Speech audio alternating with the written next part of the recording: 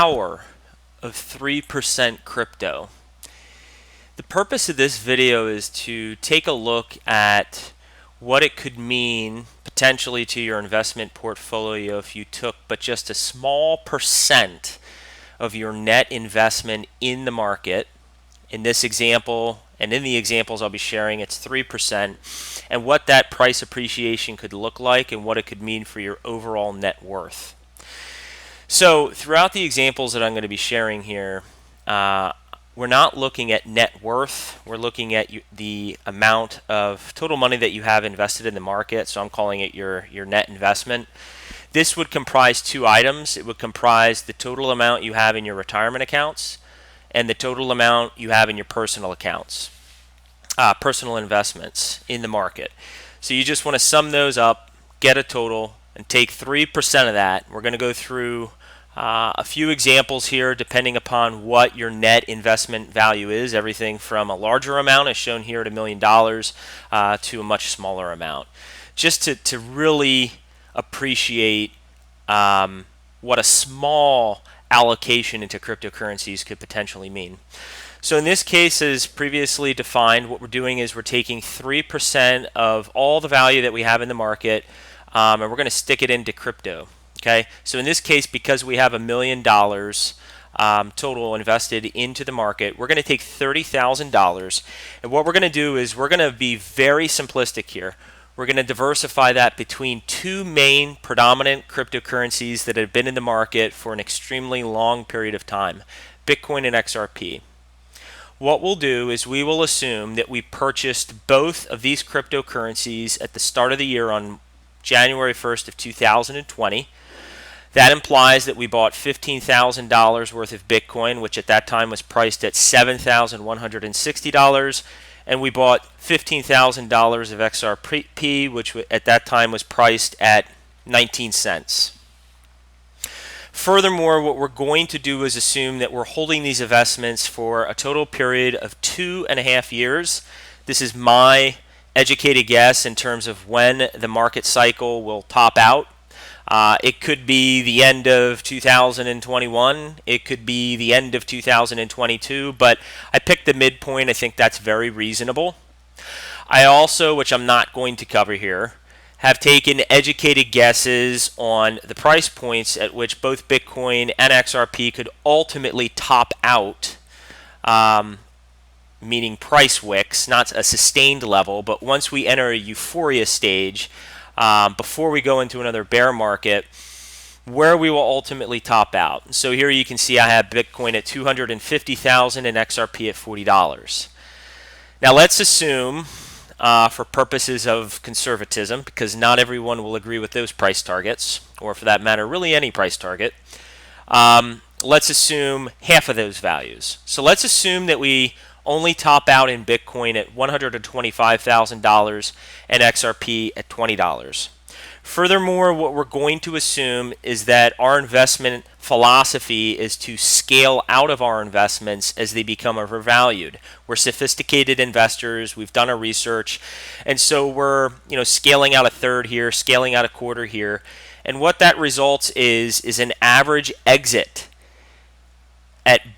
in both investments at roughly 85% of their market tops. That would imply our average exit in Bitcoin was $106,000. Our average exit in XRP was $17. Here's what this would mean for our investments. Bitcoin would see a 14.8x over our original investment. That total investment would now be valued at $222,000. So you turned $15,000 into $222,000. Your net gain, so the amount of money that you made, was $207,000. Let's look at XRP, which is more insane. It's a 90x. So you turned $15,000 into $1.35 million. That's your total investment value now from investing the $15,000. You gained $1.335 million. So what's the big picture on this? The big picture is you made, with your investment, the total net gain means how much money did I make? Well, I made $1.54 million.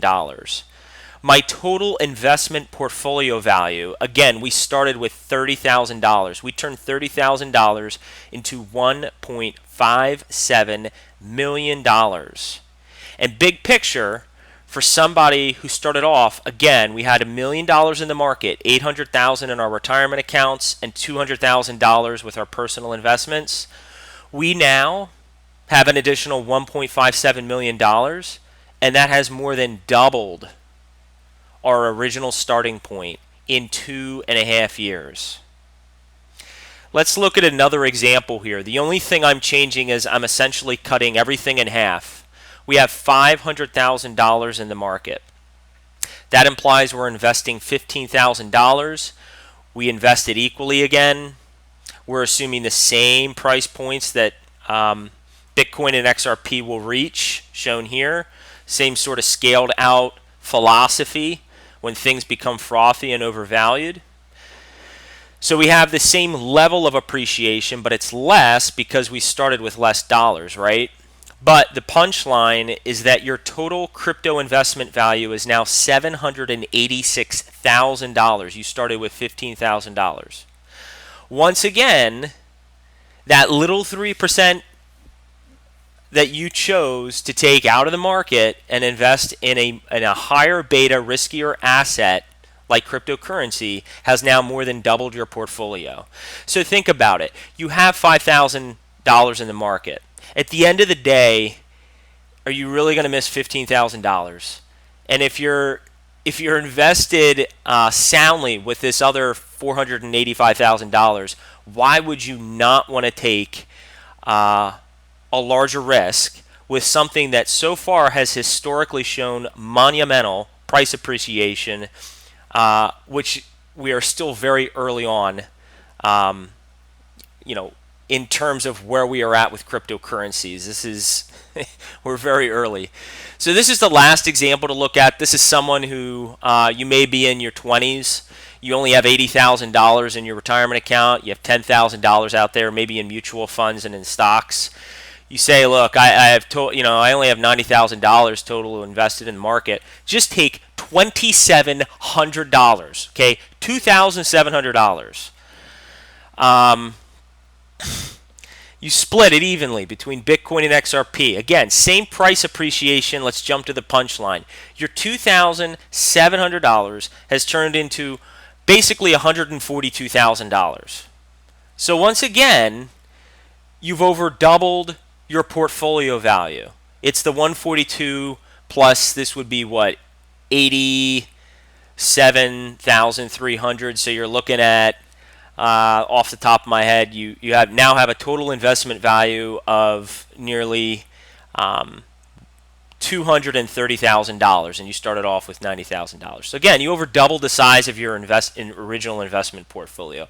So again, just wanted to kind of walk through a couple quick examples here. I think this is something that, as a mathematician, again, my background as an actuary, I think numbers come very easy to me. So this stuff is just very straightforward and easy to think about. But I think those who are less sophisticated with mathematics, these things don't come as quick, right? And I think sometimes having something very simplistic that lays this out might help someone gain a deeper level of appreciation for being a little bit more risk averse with a very small percentage of your overall portfolio.